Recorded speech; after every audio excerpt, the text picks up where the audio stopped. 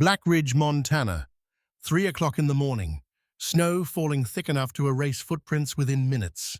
A figure climbs the rusted ladder of an abandoned fire tower, 90 feet of creaking metal that hasn't seen maintenance in a decade. The structure sways in the wind. Each rung groans under weight it was never meant to hold in winter. At the top, hands gloved against the cold, the figure sets down a rifle case.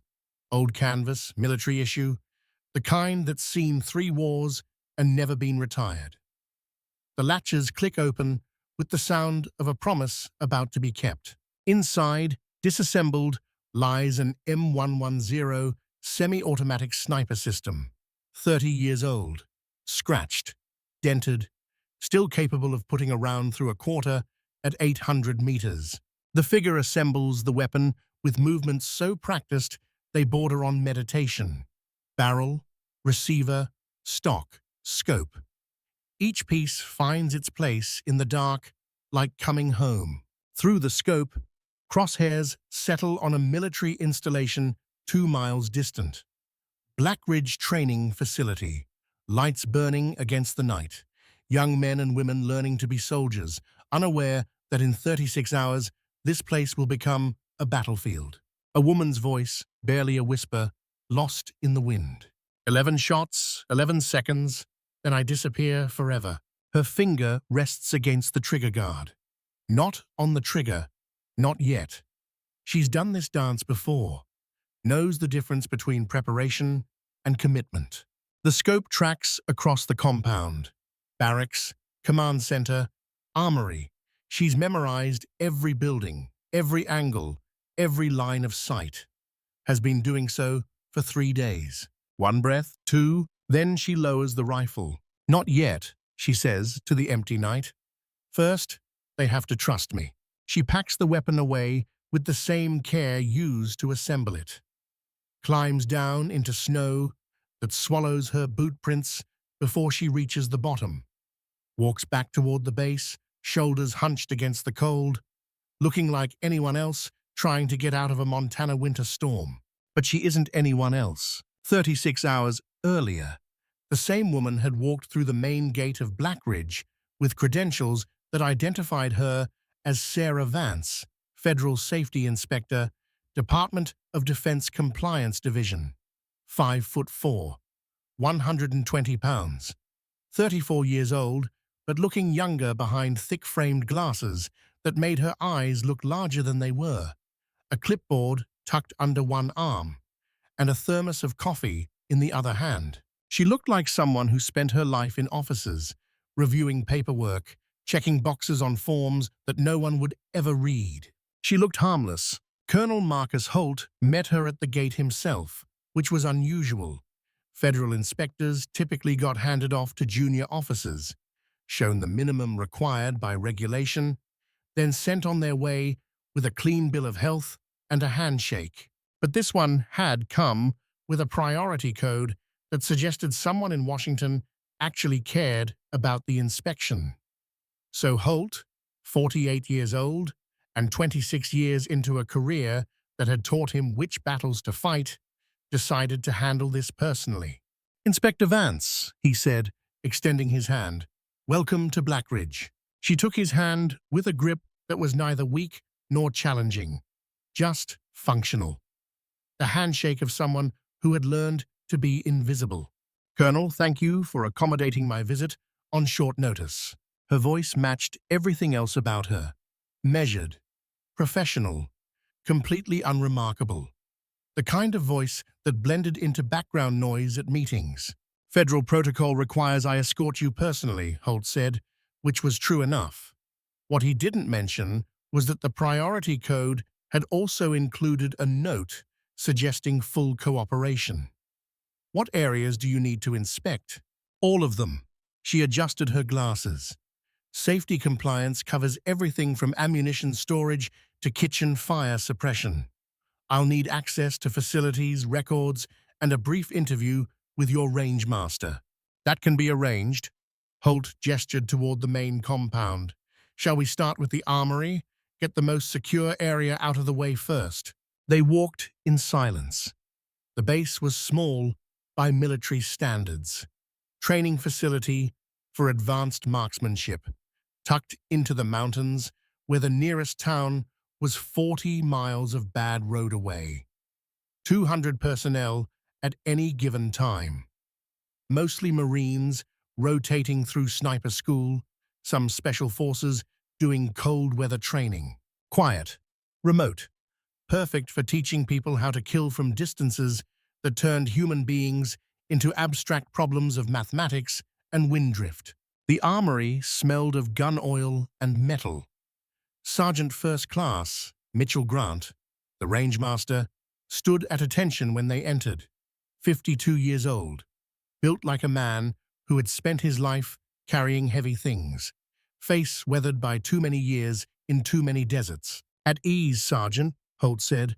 This is Inspector Vance, Federal Safety Compliance. She'll need to review our weapons inventory and storage protocols. Grant's eyes flicked to Vance, then back to Holt. The look said everything. Another inspector, another waste of time. Another box to check on someone's career advancement form. Yes, sir. Grant turned to Vance. What do you need to see, ma'am? She walked past him without answering, eyes scanning the racks of weapons with the kind of attention that most inspectors never bothered with.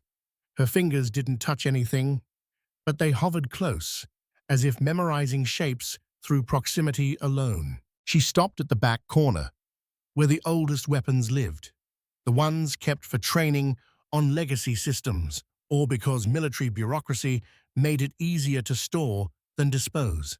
This one, she said, pointing to an M110 that looked like it had survived both Gulf Wars and maybe Vietnam before that. Does it still fire? Grant frowned. That's scheduled for disposal, ma'am. Barrels worn, stocks cracked. We keep it for parts. But does it fire? Probably. Haven't tested it in 2 years. She turned to look at him directly for the first time, and something in her eyes made Grant reassess his initial judgment. This was not someone who asked idle questions. Don't dispose of it yet, she said quietly. Not until I complete my inspection. Ma'am, that rifle is older than half the Marines on this base. So am I, Sergeant. We both still work. The tiniest smile touched the corner of her mouth, then vanished so quickly Grant wasn't sure he'd seen it at all. She moved on to checking fire extinguisher placements, emergency exit lighting, ammunition storage, temperature logs, all the mundane details that kept military bases from burning down or blowing up through simple negligence. She was thorough, maddeningly thorough, found 3 violations that 5 previous inspectors had missed, pointed out an 8-degree slope in the primary firing line that, at maximum range, would create a 12-inch deviation. Enough to miss a target, enough to kill someone downrange who thought they were safe. Grant, despite himself, was impressed. Ma'am, he said as she finished measuring the slope with a digital level, were you military? I read manuals, Sergeant. That's my job. Most inspectors don't notice slope variance or care. Most inspectors haven't seen what happens when someone doesn't. She made a note on her clipboard.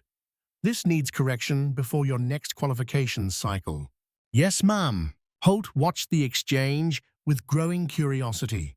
Federal safety inspectors were usually either burned-out bureaucrats counting days to retirement or ambitious climbers using the position as a stepping stone. Vance fit neither category. She moved through the inspection with precision that suggested actual expertise, not just checklist compliance. When they finished the armory tour, Holt offered lunch in the officers' mess. She declined. Asked instead to review the range safety protocols in the command center, where she could cross-reference documentation with facility layout. He showed her to a small office, provided the requested files, and left her alone. That was when Private Tyler Brennan first saw her. 19 years old, 1 week into his first assignment at Blackridge, Brennan was exactly the kind of Marine the training facility was designed to break down and rebuild. Raw, eager, homesick in a way he'd never admit to anyone except his sister. Casey was 16, still in high school, already talking about enlisting the day she turned 18. Their parents had died in a car accident 3 years ago.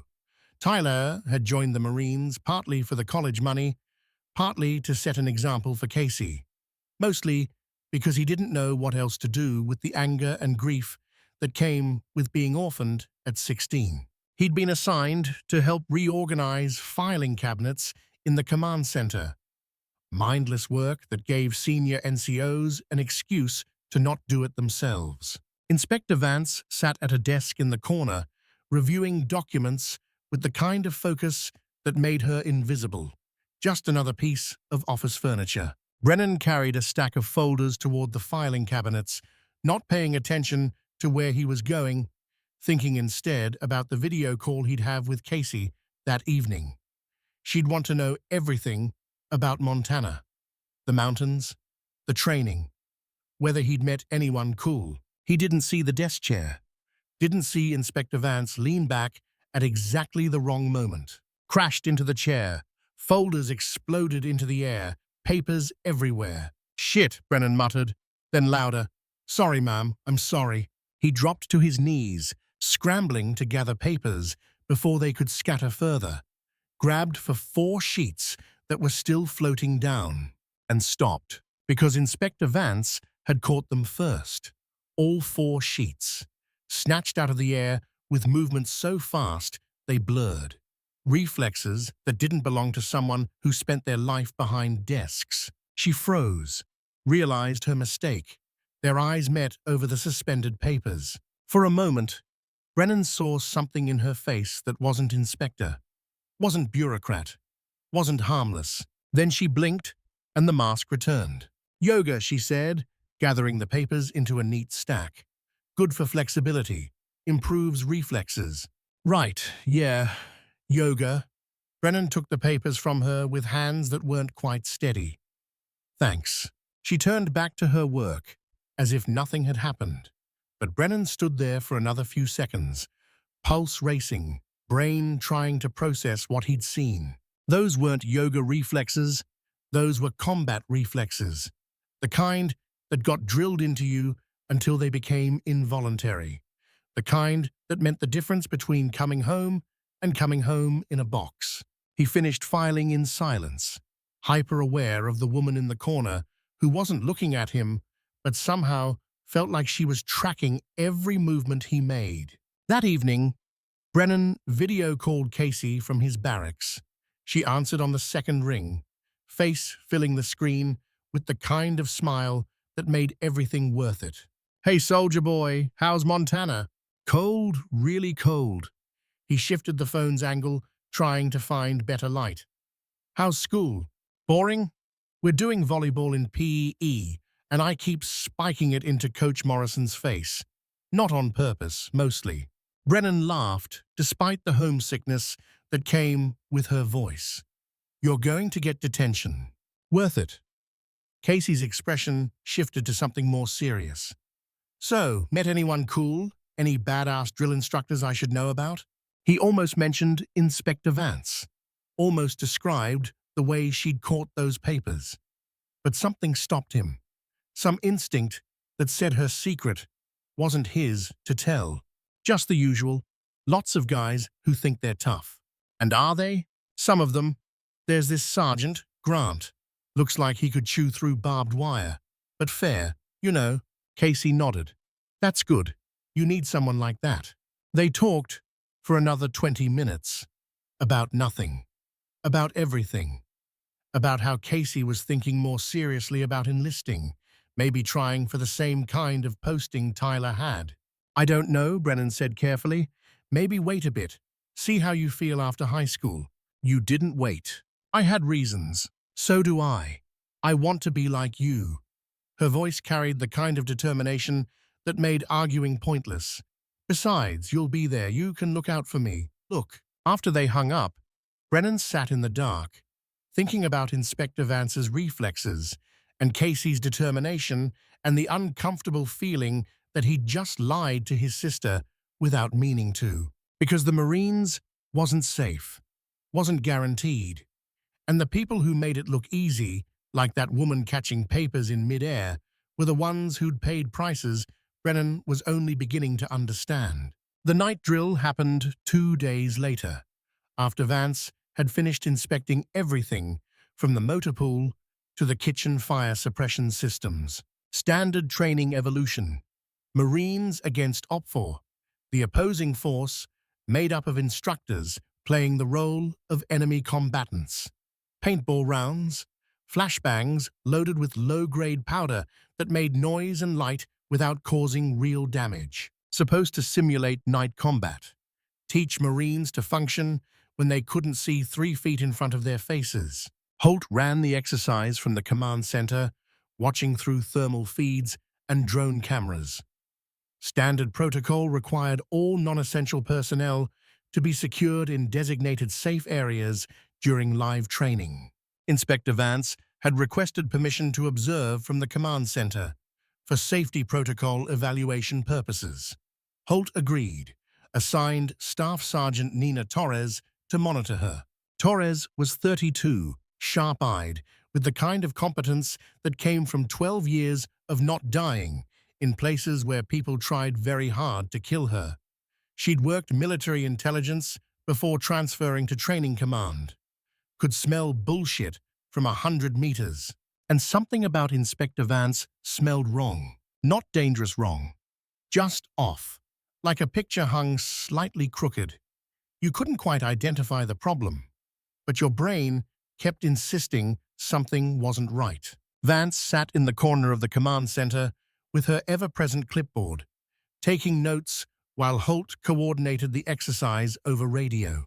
Alpha Team, advance to Checkpoint 2, Bravo, hold position and provide overwatch. On the thermal displays, the Marines moved through the training area, a stretch of forest and rough terrain a mile from the main base, perfect for teaching movement under fire.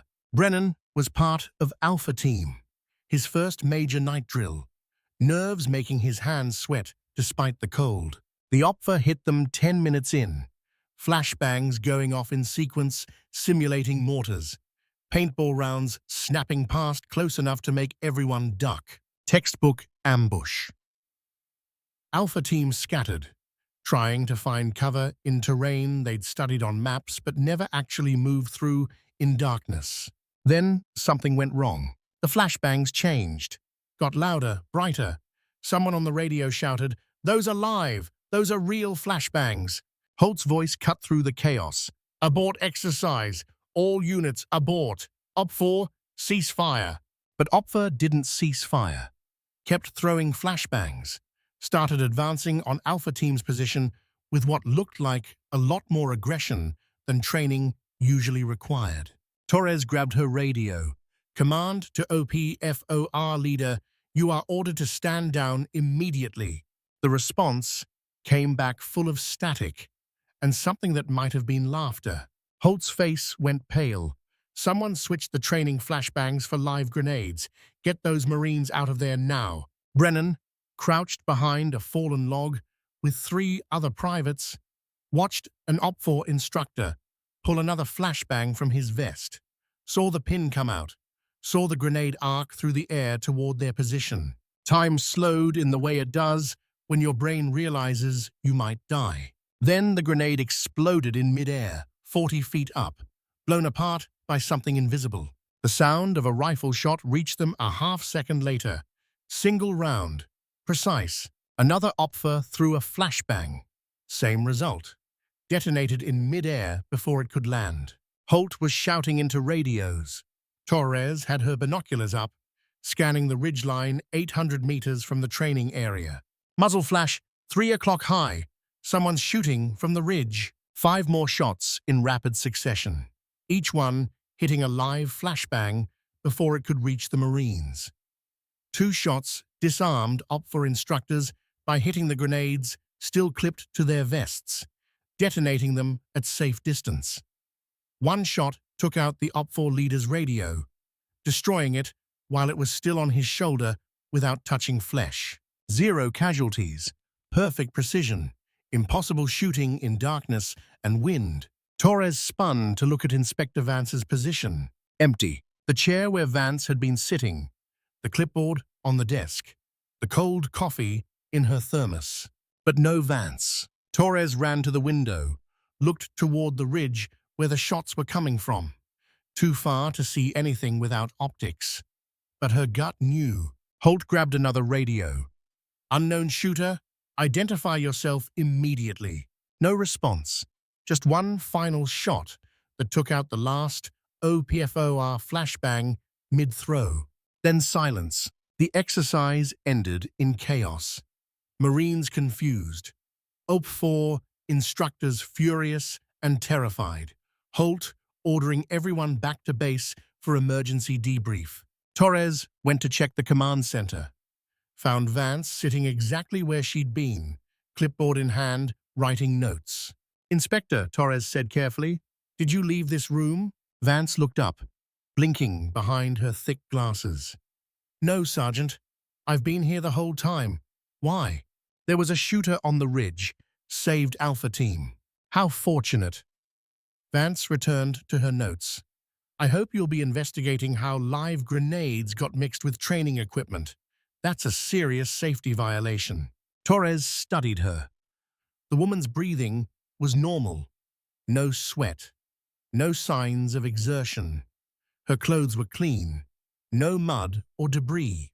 But the coffee thermos on the desk was still warm. Hot, even. As if it had been refilled recently. And there, barely visible on the edge of Vance's boot. Fresh mud. Montana mud. The kind found on ridgelines 800 meters from the command center. Torres said nothing. Turned and left. Mind racing. Brennan found Vance 2 hours later, after the debriefs and safety briefings and angry promises from Holt to find out who had endangered his Marines. She was alone in the armory, sitting on a bench, looking at that old M110 rifle. Not touching it, just looking. You saved us, Brennan said from the doorway. She didn't turn. I'm just an inspector, Private. I can't shoot. The mud on your boots says different. Now she looked at him. Really looked. Assessing. You're observant, she said quietly. That'll keep you alive. But being too observant might get you killed. Is that a threat, ma'am? No. She stood, moved toward the door, paused next to him. It's what someone told me once, before he died. Brennan pulled out his phone, showed her the lock screen. Photo of Casey, smiling, wearing a Marines recruiting t-shirt. My sister, Casey, she's 16, wants to join up the day she turns 18. Vance stared at the photo for a long moment. Something flickered across her face. Pain, maybe, or memory. How old is she again? 16. Keep her away from recruiters for 2 more years. Let her be a kid. Why? What's wrong with the Marines? Nothing's wrong with the Marines. Vance's voice carried weight that didn't match her inspector persona. Everything's wrong with needing the Marines, with being 18 and thinking you understand what it means to kill someone or watch someone die. Brennan felt his throat tighten. You sound like you know. I read reports, Private, lots of reports, casualty statistics. They're just numbers until you understand every number was someone's son, someone's daughter, someone's Tyler, someone's Casey. She walked past him, then stopped. Tyler, that's your name? Yes, ma'am. Take care of Casey, Tyler, whatever that means, even if it means telling her things she doesn't want to hear. She left him standing in the armory, holding his phone, looking at his sister's face and wondering what exactly Inspector Vance had seen in her life that made her sound like a soldier instead of a bureaucrat. Colonel Marcus Holt spent the next 18 hours trying to figure out who Sarah Vance really was. Started with her credentials: Federal Safety Inspector, Department of Defense Compliance Division. Everything checked out. Her ID number matched the database. Her assignment to Blackridge was properly authorized. But when he called the Compliance Division to verify, got transferred 3 times, and finally reached someone senior enough to know, the response was strange. Inspector Vance? Yes, she's assigned to your facility. Is there a problem, Colonel? No problem. just confirming her authority to access classified areas. A pause, too long. Then, Inspector Vance has full clearance for her duties. If you have concerns, I can have my supervisor contact you. That won't be necessary. After he hung up, Holt sat staring at his computer screen, feeling the particular unease that came from being lied to by people who were technically telling the truth. He pulled the security footage from the night drill, watched Vance sit in the command center, watched her take notes, watched her never move from her chair. Except he rewound, played it again, focused on the reflection in the window glass behind her. There, for 3 frames. Her shadow on the floor shifted wrong, moved independently, then corrected itself. Holt enhanced the image, saw what Torres must have seen. The shadow was too static, too perfect, like it had been posed. Someone had put something in that chair to cast a shadow. A coat draped over the back, maybe. A bag positioned to look like a person from certain angles. Vance hadn't been in that room during the shooting. She'd left a decoy and gone out the back door. Somehow made it 800 meters to a sniper position, fired 6 perfect shots in darkness, and returned before anyone noticed. Impossible, unless you were trained for it, unless it was what you did. Holt accessed the weapons log for the armory, checked the old M110's status, signed out at 1900 hours, signed back in at 2300 hours. Name on the checkout form, Inspector S. Vance. Purpose, disposal inspection per federal safety protocol. The rifle had been returned exactly 4 hours later, right after the night drill ended. Holt ordered a ballistics test on the rounds recovered from the training area, the ones that had destroyed the flashbangs. He didn't expect anything useful. Military ammunition was standardized, but he had to try. The results came back with a flag he hadn't seen in 15 years. The bullets had been fired from a weapon with a barrel that had unique rifling marks, marks that matched only one rifle in the military database. An M110 with a serial number that made Holt's blood run cold. Because that serial number was classified.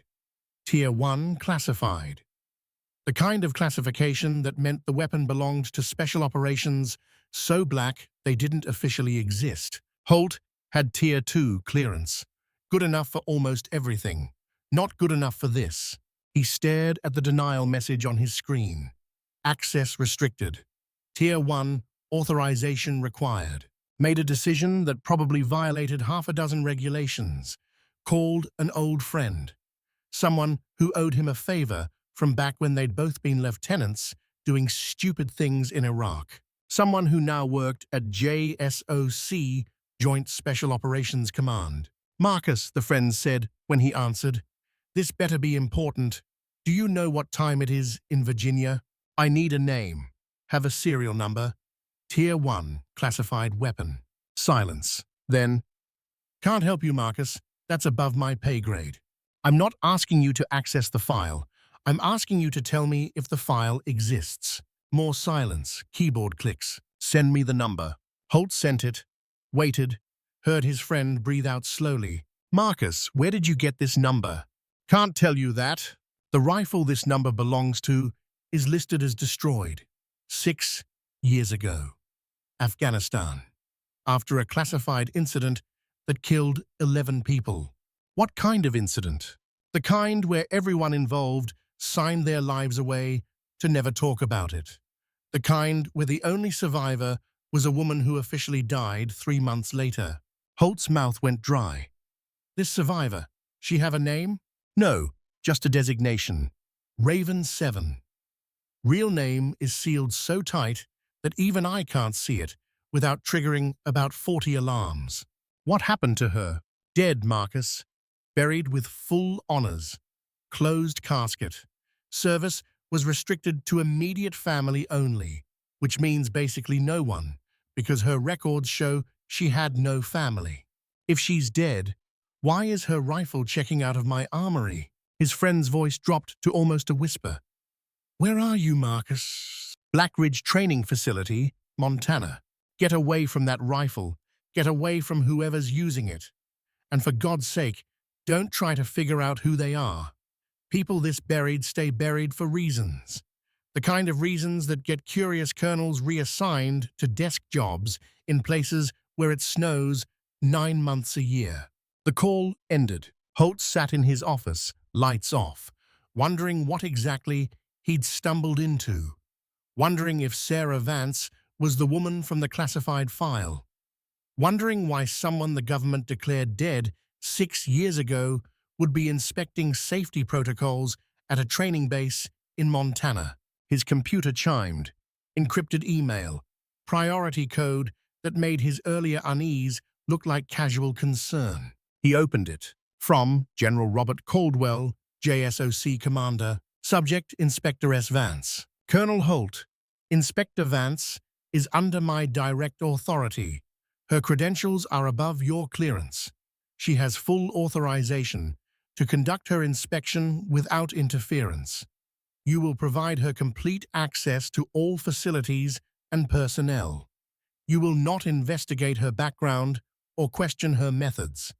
This comes from the highest levels. Compliance is not optional. Acknowledge receipt. Holt acknowledged because he was a colonel who understood which orders could be questioned and which ones ended careers.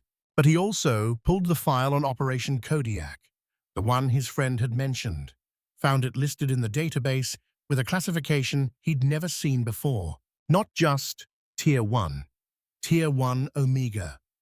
The kind of classification that meant the operation never happened.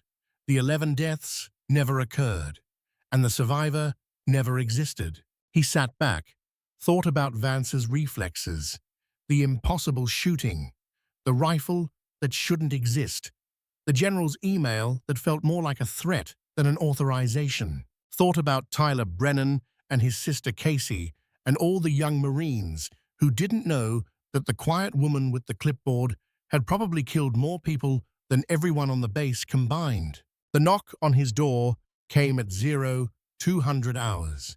2 hours after he'd received the email. 2 hours of sitting in the dark, trying to decide what to do next. Come in. Vance entered, still wearing her inspector clothes, still carrying the clipboard. But something had changed in her posture. The invisibility was gone. Colonel Holt, she said, closing the door behind her. We need to talk. About what, Inspector? She set the clipboard down, removed her glasses. Without them, her eyes were different, harder. The eyes of someone who'd seen things that changed the shape of their soul. About why I'm really here, about what's coming, and about how we're going to keep your Marines alive when everything goes to hell in 34 hours. Holt leaned forward. I'm listening. Vance pulled a phone from her pocket. Not the standard-issue smartphone she'd been using. This one was encrypted, military grade. She activated it, set it on his desk, and pressed a button. The screen showed a video call connecting.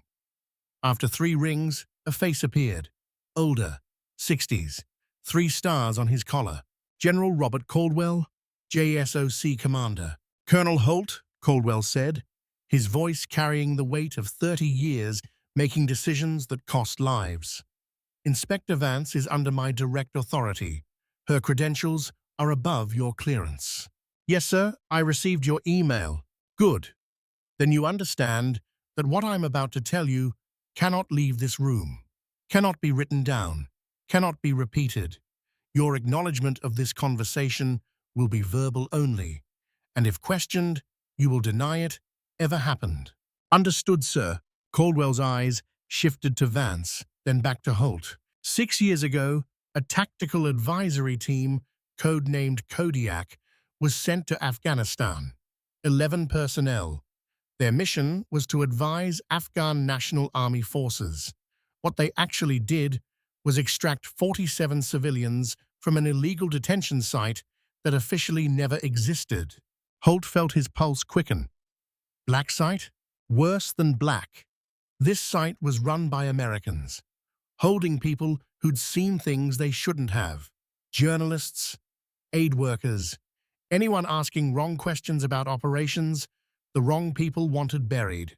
My God, Kodiak extracted 47 of them. 47 witnesses to crimes that could bring down careers, destroy reputations, end generals' stars and senators' seats. Caldwell's face was stone. Someone made a call, sent a team to eliminate Kodiak, make it look like Taliban, bury the evidence along with the bodies. Vance spoke for the first time, her voice quiet but steady. 11 people died getting those 47 to safety. I survived because I was on perimeter watch, saw the attack coming, tried to warn them, wasn't fast enough. Holt looked at her, saw the weight she carried in every line of her body. Why are you here now? Because in 34 hours, Vance said, those 47 witnesses arrive at Blackridge. They're being transported here before testifying in federal court. And the same people who killed my team 6 years ago are coming to finish the job. They're going to attack this base? Caldwell nodded. Our intelligence suggests a strike team.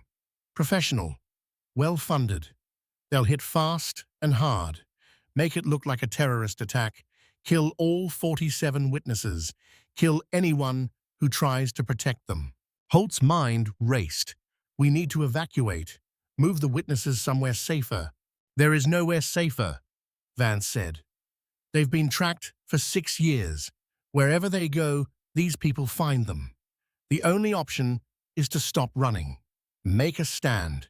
End this. With 200 Marines against a professional hit team, with one sniper who knows exactly how they operate. Vance's eyes held his. Because I've been hunting them as long as they've been hunting us, and I've learned something they don't expect. I've learned to fight smart instead of fighting fair. Caldwell leaned closer to the camera. Colonel, Inspector Vance isn't here to run an inspection. She's here to save lives, your Marines, the 47 witnesses, and maybe, finally, her own. Holt looked between Caldwell and Vance, felt the weight of a decision that would define his career and possibly end it. What do you need from me? Vance picked up her clipboard, started writing. Not safety violations this time. Tactical positions, kill zones, defensive coordinates. I need you to trust me. I need your Marines to follow orders they won't understand.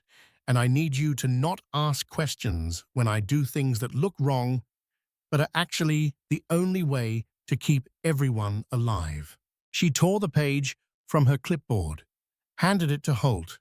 It showed the base layout with 11 positions marked, each one numbered, each one corresponding to a distance. What is this? The last shots, Vance said quietly. The ones my team never got to take. I'm taking them now, all 11, for them. Holt stared at the paper, at the woman who wasn't really an inspector, at the general on the screen who was trusting him with secrets that could destroy them all. When do we start? We already have. Vance moved to the window, looked out at the snow-covered base. 34 hours until they arrive. 34 hours to turn 200 Marines into a wall that no hit team can break through. 34 hours to teach them that surviving isn't about being the strongest. It's about being smart enough to let someone with more scars lead the way. She turned back, and for the first time since arriving, Sarah Vance smiled. It wasn't a happy smile.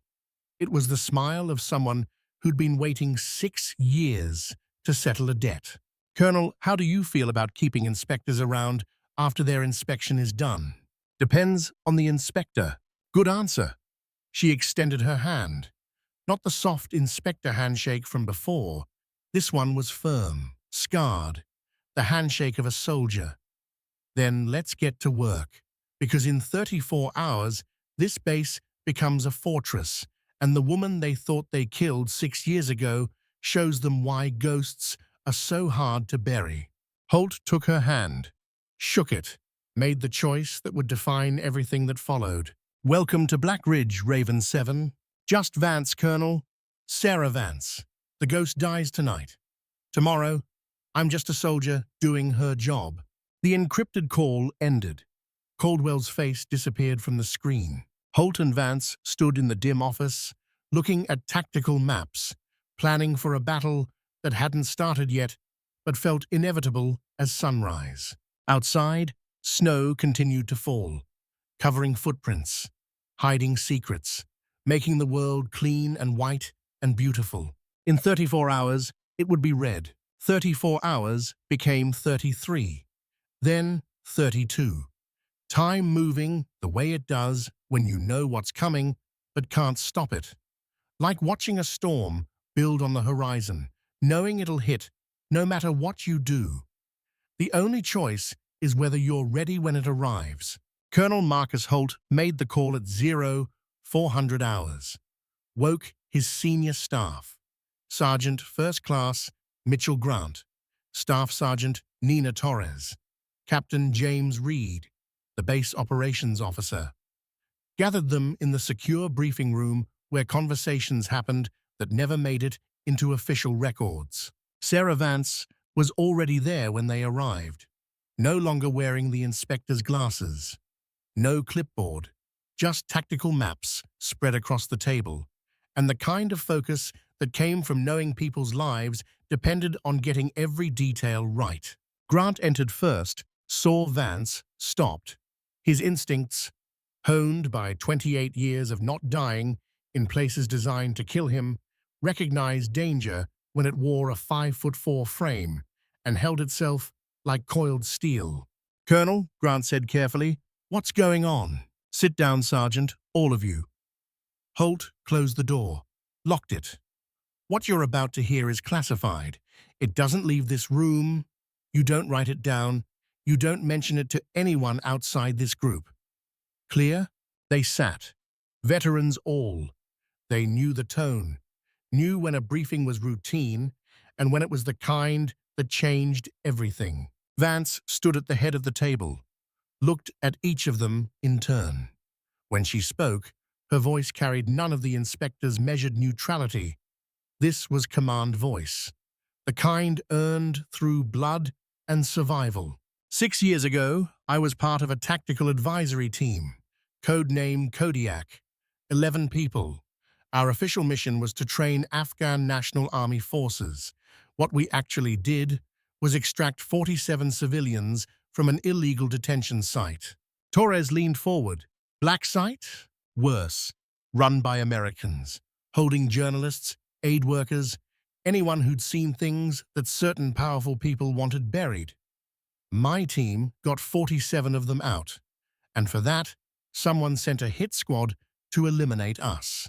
The room went silent, the kind of silence that comes when soldiers realize the enemy isn't always across an ocean.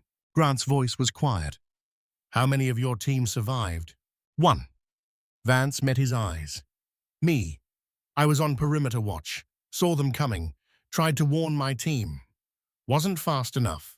11 people died buying time for those 47 to escape." Reed, younger than the others, spoke up. "And you're telling us this now because in 32 hours, those 47 witnesses arrive here. They're being moved to Blackridge before testifying in federal court. And the same people who killed my team are coming to finish what they started." Holt pulled up a satellite image on the display screen. Blackridge Training Facility from above. Remote. Isolated. Perfect for what was about to happen. "Our intelligence suggests a professional strike team. 6 to 8 operators, former special forces, well-funded. They'll hit during the transfer window, make it look like a terrorist attack, kill all 47 witnesses, kill anyone who tries to stop them." Grant studied the map, his tactical mind already working through approaches, weak points, kill zones. "We've got 200 Marines on base. Should be enough to repel 6 operators." "Not these operators." Vance traced lines on the map. "Approach vectors. They're from a unit that officially doesn't exist. Trained in the same programs I was. They know every trick, every weakness. They'll hit us where we're vulnerable and vanish before we can respond." Torres crossed her arms. So what's the play? Evacuate the witnesses? Move them to a secure facility? No, Vance's voice was firm. They've been running for 6 years. Wherever they go, these people find them. The running stops here. We make our stand. End this. Grant looked at Holt. Colonel, with respect, this sounds like we're being used as bait. You're right. Vance didn't flinch from the accusation. The witnesses are bait. I'm bait. This whole base is bait. But here's the difference between bait and a trap. Bait just sits there, waiting to die. A trap knows exactly when and where the predator will strike. She pulled out photographs, aerial reconnaissance of the area around Black Ridge, thermal imaging of approach routes, data collected over the past 3 days while she'd been pretending to inspect fire extinguishers. I've studied how they operate, mapped their probable approaches, identified 11 positions where a single shooter can control the battlefield. She placed markers on the map, each one numbered. These aren't random. Each position corresponds to where one of my team members died, the shot they were trying to take when they were killed. The weight of that hung in the air. 11 positions, 11 fallen soldiers, 11 shots waiting to be taken. Holt broke the silence. What do you need from us? I need your Marines positioned to protect the witnesses without knowing why. I need defensive positions that look wrong, but are actually channeling the enemy exactly where I want them. And I need you to trust that when I do things that seem insane, there's a reason. Grant studied her, seeing past the civilian clothes to the soldier underneath. You're going to be out there alone, aren't you? Taking those 11 shots while we hold the line. That's the job. No offense, ma'am, but 1 shooter against 6 trained killers is suicide. Vance smiled. Not happy, not sad, just the smile of someone who'd made peace with mortality a long time ago. Sergeant, I've been dead for 6 years. I'm just finishing what I should have done back then. The difference is, this time, I know they're coming. This time, I'm ready. Torres spoke up. The Marines are going to ask questions. Why we're setting up defensive positions for a routine witness transfer. Why we're treating this like a combat deployment. Tell them it's a training exercise. Advanced threat response drill. They don't need to know it's real until it's over. Reed looked uncomfortable. That's lying to our own people. No, Holt said quietly. It's protecting them from carrying a burden they don't need. Fear makes people hesitate. Hesitation gets people killed.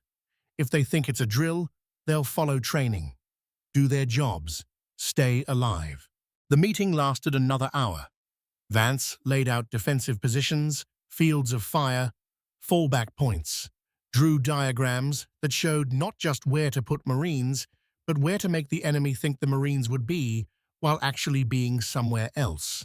It was brilliant, deceptive, the kind of tactical planning that came from understanding that warfare wasn't about firepower. It was about making your enemy commit to a course of action and then punishing them for it. When the senior staff filed out, minds full of preparations and quiet dread, Vance remained. Holt stayed with her. You really think this will work? He asked. I think 11 people died because I wasn't good enough 6 years ago. I think I've spent every day since learning to be better. And I think tomorrow we find out if I learned enough. And if you didn't, then I die doing what I should have died doing 6 years ago. At least this time, I'm choosing the ground. While senior staff planned in secret, Private Tyler Brennan was assigned to clean the officers' quarters. Grunt work, the kind given to junior Marines who needed to be somewhere but didn't need to do anything important. Vance's temporary quarters were at the end of the hallway. Small room, Spartan, the kind of space someone lived in when they knew they wouldn't be staying long. Brennan wasn't supposed to enter without permission, but the door was slightly ajar, and on the desk, visible from the hallway, was a notebook. He knew he should walk away, should mind his own business, should remember that curiosity was dangerous. But he thought about Casey, about her determination to join the Marines, about Vance's warning to keep her away from recruiters. He pushed the door open, looked around. Empty room. Vance was somewhere else, probably planning with Holt.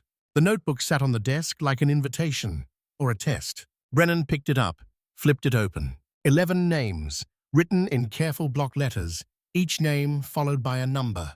Master Chief Daniel Caldwell, 847M. Captain Sarah Morgan, 623M. Lieutenant Marcus Vale, 591M. The list continued. 11 names, 11 distances. The shortest was 340 meters. The longest, 847. Under each name, a single word, a place, coordinates, and something that looked like tactical notes. Wind speed, elevation, temperature. Brennan's mind raced. These weren't random numbers. They were shooting distances, sniper positions. His phone buzzed. Text from Casey. How's Montana? Recruiter came to school today. Says I could do delayed entry. Start training this summer. What do you think? He stared at the message, then at the notebook, then at Casey's question. Footsteps in the hallway, coming closer. Brennan closed the notebook, put it back exactly where he'd found it. Moved to the cleaning cart, grabbed a dust cloth, started wiping down the desk, as if that's what he'd been doing all along. Vance entered, stopped when she saw him. Private Brennan. Mom, just finishing up the cleaning detail. She looked at the notebook, then at him. Her expression didn't change, but something in her eyes suggested she knew he'd looked, knew what he'd seen. You're very thorough, she said quietly. Trying to be, Mom. Thoroughness is good, keeps you alive. But sometimes knowing too much is dangerous. Not because of what you know, but because of what you feel obligated to do with that knowledge. Brennan met her eyes. The names in that notebook, are they your team? The ones who died? A long pause, then, yes. And the numbers? The distances they were from their targets when they were killed. The shots they never got to take. You're planning to take those shots for them. I'm planning to finish what we started. Make sure those 47 people get to testify. Make sure my team's sacrifice wasn't for nothing. Brennan's phone was still in his hand. Casey's message still on the screen. Vance glanced at it. Your sister? Yeah. She wants to know if she should talk to recruiters. Do delayed entry. Be like me. Vance was quiet for the long moment. When she spoke, her voice carried the weight of every casualty she'd ever seen, every body bag, every notification to next of kin. Tyler, I'm going to tell you something that every recruiter will never say. The Marines will teach you to shoot, to move, to survive. But they can't teach you what it feels like to be 19 years old and realize the person next to you is dead. Can't prepare you for the moment when you understand that all the training in the world doesn't stop a bullet from finding the gap in your armor. You're saying I should tell her not to join. I'm saying you should tell her the truth, that being a Marine isn't about being a hero. It's about showing up when everyone else has the good sense to run. And sometimes showing up means not coming home. She picked up the notebook, held it so he could see the names again. These 11 people, they were the best, trained, experienced, smart. They did everything right. And they still died. Because sometimes doing the right thing means accepting that you might not survive it. Brennan's throat felt tight. Did they know, before they went in, that they might not make it back? They knew, went anyway, because 47 people they'd never met needed someone to care enough to die for them. Vance closed the notebook. That's what the Marines really is, Tyler. It's not about war. It's about being the kind of person who runs toward the danger instead of away from it, even when you know what it costs. And you want me to tell Casey that? I want you to tell Casey that she has time, that being 17 and wanting to serve is beautiful and terrifying, and she should sit with it for a while. Make sure she's choosing it for the right reasons, not because her brother did it, Not because recruiters make it look glorious, but because she understands the price and decides it's worth paying. Brennan looked at his phone, started typing a response to Casey, deleted it, started again. What would you tell her if she was your sister? Vance's expression softened, just slightly. I'd tell her that the world needs people like her, people who want to protect, to serve, to stand between the innocent and the wolves. But I'd also tell her that there's more than one way to do that. And joining the Marines at 18 because you think you have to prove something is different than joining at 22 because you've thought it through and know who you are. She moved to the door, paused. The notebook, Tyler. What you saw in it. That information could get you killed if the wrong people know you have it. I won't tell anyone. Good. Because in about 30 hours, this base is going to become a very dangerous place. And the less you know about why, the better your chances of surviving it. She left him alone with his phone and Casey's question and the knowledge that sometimes the most important answer is the one that takes time to find. 3 miles from Black Ridge, in a rented cabin that didn't appear on any official maps, 6 men prepared for an operation that would erase 47 witnesses and close a chapter that had been open too long. The team leader, a man who'd spent 20 years in Marine Force recon before joining the kind of unit that existed only in classified budgets, studied satellite imagery of Black Ridge on a tablet computer. Target confirmed on base. Designation Raven 7. His second-in-command, younger but no less dangerous, looked up from cleaning his rifle. Raven 7 is Mackenzie Hale? Affirmative. She changed her name to Sarah Vance. Didn't change her face. Facial recognition tagged her 2 days ago. A third operator, scarred from an IED blast in Fallujah, spoke up. How do we know she hasn't changed more than her name? 6 years is a long time. Maybe she's gone soft. The team leader pulled up video footage from the night drill, showed them the thermal imaging of shots fired from 800 meters. 6 perfect hits, 0 misses. Does that look soft to you? Silence. Professional respect for professional skill. Orders? Asked the second-in-command. The team leader checked his tablet. Encrypted message from someone whose name never appeared in any communication. Just a designation. Authority level that made questioning orders inadvisable. Raven 7 is the last witness to Operation Clean Sweep. The last person alive who knows what happened at that detention site. She dies. The 47 other witnesses die. The operation never happened. Everyone goes home with bonuses that make retirement comfortable. What about the Marines on base? Collateral damage. Make it look like a terrorist attack. Hit hard, hit fast. Withdraw before federal response can coordinate. By the time anyone figures out what really happened, we're ghosts. The operator with the IED scars loaded magazines with practiced efficiency. When do we hit? Transfer window is 30 hours. Witnesses arrive at 0600. We hit at 0500. Catch them in the open. Maximum chaos, minimum resistance. What about Raven 7? She'll be ready for us. The team leader smiled. Not happy, not cruel, just the smile of a professional who'd solved a difficult problem. She'll be ready for a frontal assault, for conventional tactics. She's spent 6 years preparing for us to come at her the way we came at her team. But we've had 6 years too. Time to study her, understand her. She's good, but she's also predictable. She thinks like a protector, always has. That's her weakness. How so? Because protectors have to defend everything. Attackers only have to find one gap. She can't be everywhere at once. And when she commits to a position, that's when we hit her from the direction she's not watching. He pulled up a tactical map, showed approach vectors that avoided the obvious routes, paths that would bring them to Black Ridge from angles that standard defensive positions wouldn't cover. Raven 7 is thinking like a sniper. 1 shooter, 1 rifle, 11 perfect shots to honor 11 dead teammates.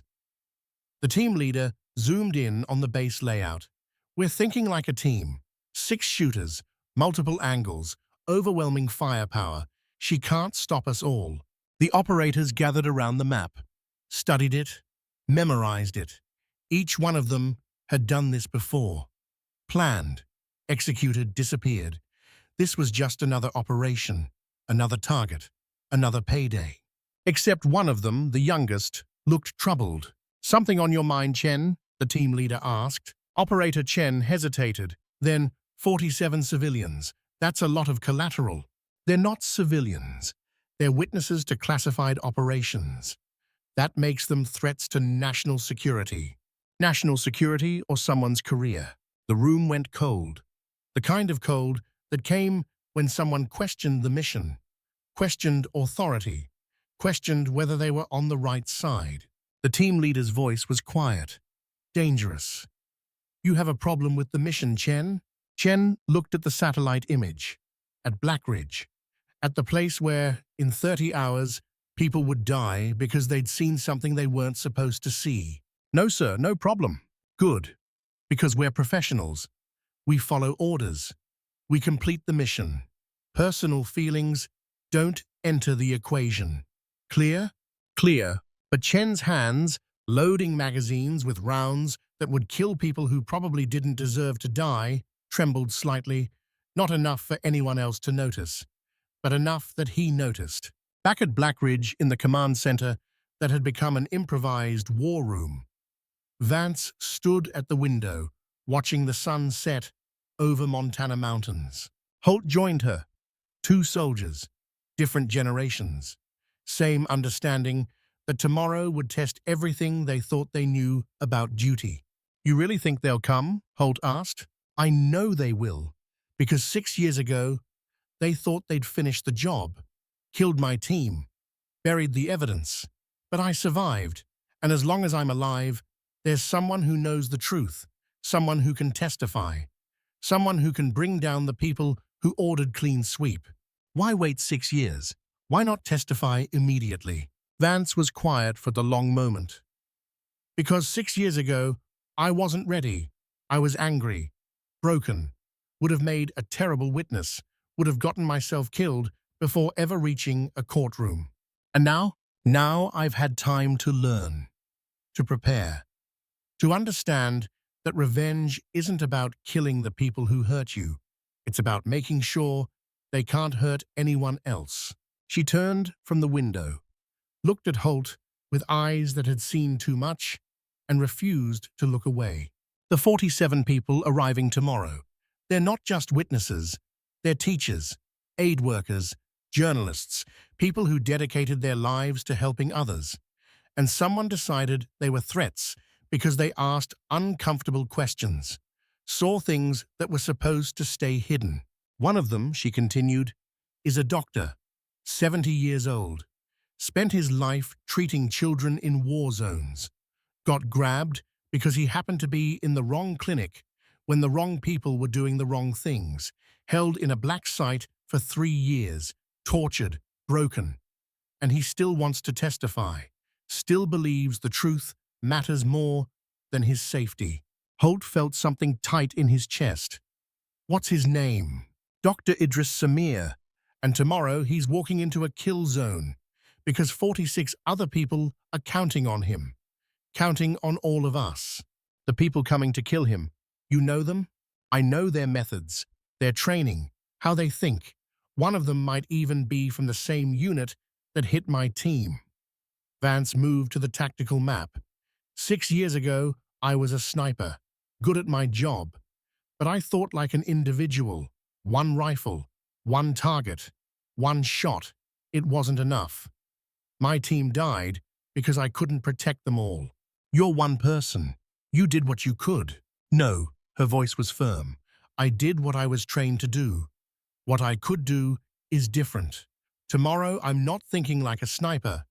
I'm thinking like a commander, using terrain, positioning, psychology, making the enemy commit to approaches that I control. It's not about me being everywhere. It's about making them think they know where I am and then being somewhere else entirely.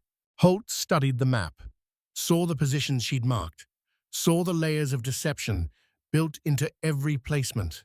"It's brilliant," he said quietly, "and terrifying, because if any piece fails, the whole thing collapses. Then we don't let any piece fail." A knock on the door. Grant entered, looking grim. "Colonel, perimeter sensors are showing movement. 3 miles out. Could be wildlife, could be reconnaissance." Vance and Holt exchanged glances.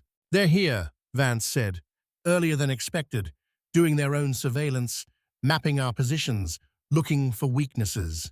"Do we engage?" "No. Let them look. Let them think they're gathering intelligence. Every observation they make is based on positions we want them to see. The real defensive positions won't be visible until it's too late." Grant looked skeptical. "Ma'am, with respect, letting the enemy scout us seems like giving them the advantage. Only if they understand what they're looking at. They'll see Marines in predictable positions, standard defensive posture. What they won't see is the trap underneath.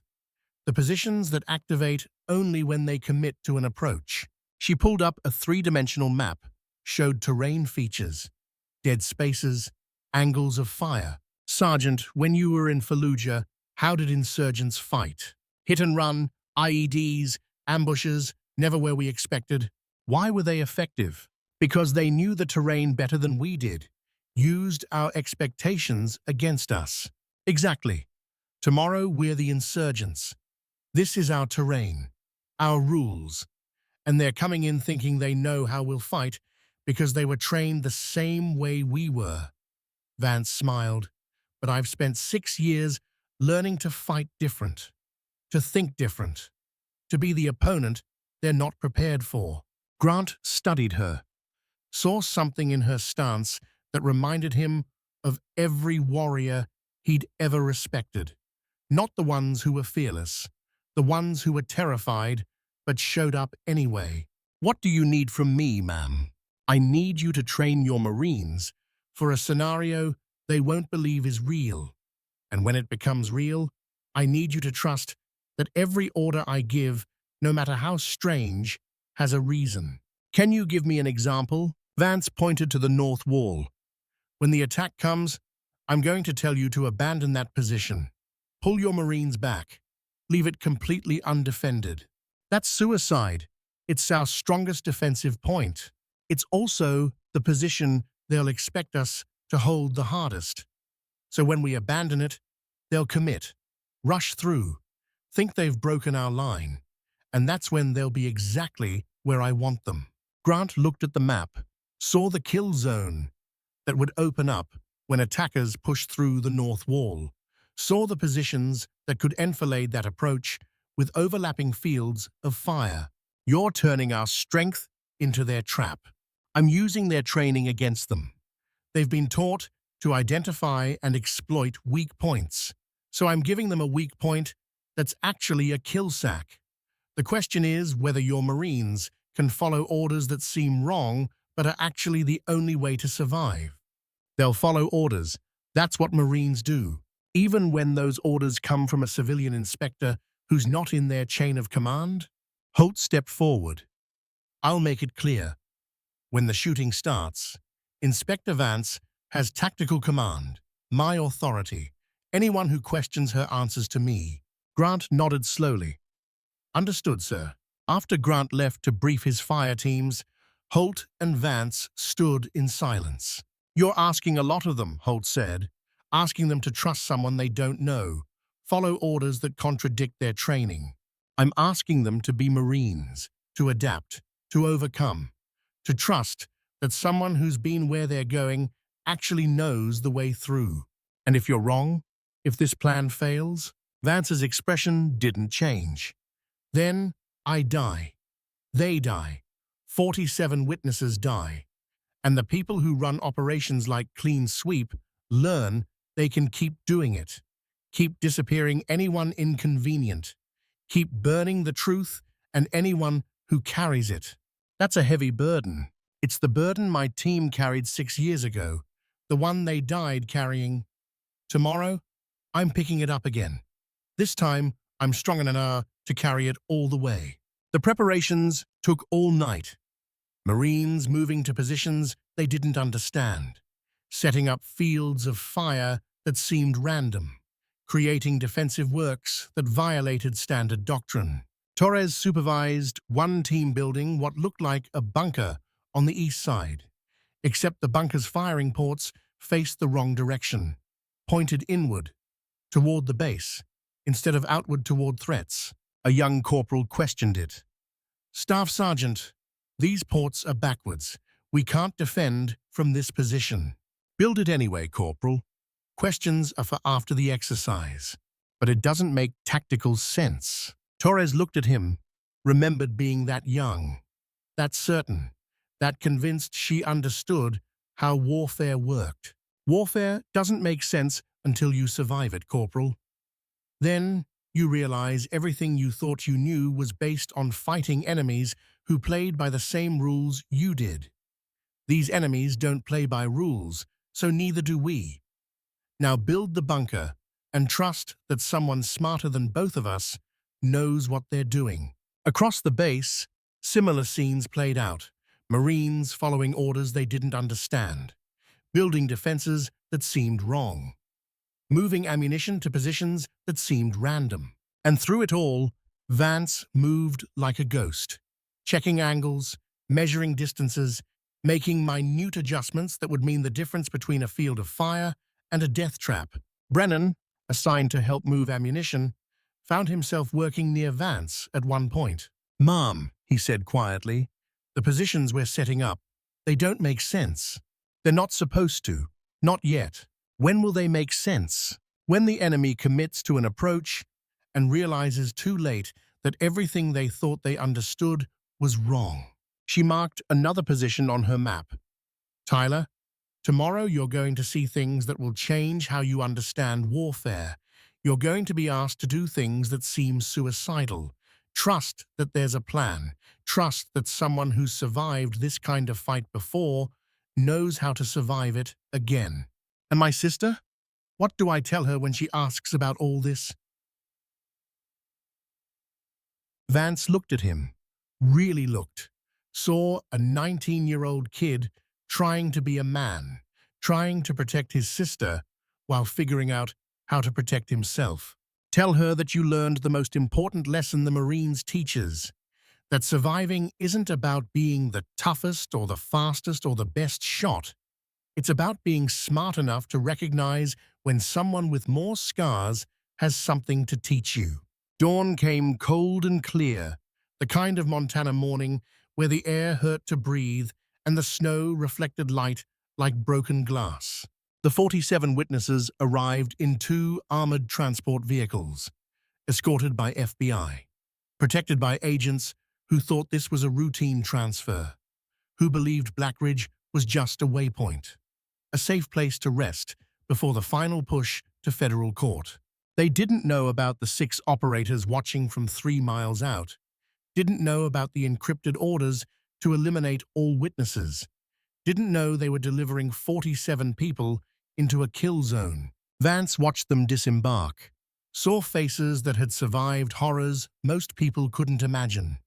Saw Dr. Samir, 70 years old, missing his left arm, walking with the kind of dignity that came from refusing to be broken. Holt stood beside her. "We're committed now. No turning back." There was never any turning back, not since 6 years ago when my team decided 47 strangers were worth dying for. She moved toward the witnesses, introduced herself, not as Inspector Vance, just as Sarah, someone there to help, someone who understood. Dr. Samir stopped when he saw her. His eyes widened. "You," he said softly, "you were at Kandahar. I saw you, the night we were freed. You were on perimeter watch. You tried to warn your team." Vance felt her throat tighten. "You remember?" "I remember everything about that night. The explosions, the gunfire, the people who died so we could live." His remaining hand gripped hers. "Your team. They came for us knowing they might not survive. That kind of courage doesn't forget. They didn't just come for you, they believed in you, believed your testimony mattered. And now someone wants to silence us before we can give it. Not someone, the same people who killed my team. But this time, I'm ready for them. This time, the story ends different. Dr. Samir studied her face, saw the scars that didn't show on skin. How many are coming? 6, maybe 8 professionals. And you're one person. I'm one person with the plan, with Marines who trust me, with terrain that favors defense, and with something they don't have. What's that? A reason to win that's stronger than their reason to kill. They're here for money, for orders. I'm here for 11 people who died believing the truth matters. That's not the same thing. The witnesses were secured in a reinforced section of the base. Bunkers built during the Cold War, when Black Ridge was considered a potential strategic target. Concrete underground, designed to survive bombardment. FBI agents set up a perimeter. Standard security protocol, not understanding that the real threat wouldn't come from where they expected. Vance gathered the Marines one final time. 200 faces. Young, old, experienced, raw, all of them looking at her with questions they wouldn't ask. I'm not going to lie to you, she said, voice carrying across the assembly. In the next few hours, this base will be attacked. Not a drill, not a training exercise, real operators with real weapons trying to kill real people. Silence, the kind that comes when certainty becomes doubt. Your orders are simple. Hold your positions. Follow commands from Sergeant Grant and Staff Sergeant Torres. Do not improvise. Do not play hero. This is not about courage, it's about discipline. About trusting that the people giving you orders have thought through every possibility. A voice from the back. Who's giving the orders, ma'am? I am. My name is Sarah Vance. 6 years ago, I was part of a team that died protecting the people in those bunkers. Today, I'm finishing what they started, and I'm asking you to help me do it. Another voice. Why should we trust you? Vance pulled out the old M110 rifle, held it up so everyone could see. This rifle belonged to Master Chief Daniel Caldwell. He was my instructor, my mentor, the best shooter I've ever known. 6 years ago, he died holding a position so 47 people could escape. This rifle is the only thing I have left of him. And tomorrow, I'm using it to take the shots he didn't get to take. She lowered the rifle. Let them see her face, see the weight she carried. You don't have to trust me. You have to trust that someone who's already lost everything once isn't going to let it happen again. You have to trust that experience matters, that scars teach lessons, and that sometimes the person who looks least like a warrior is exactly who you need when the fighting starts. Grant stepped forward.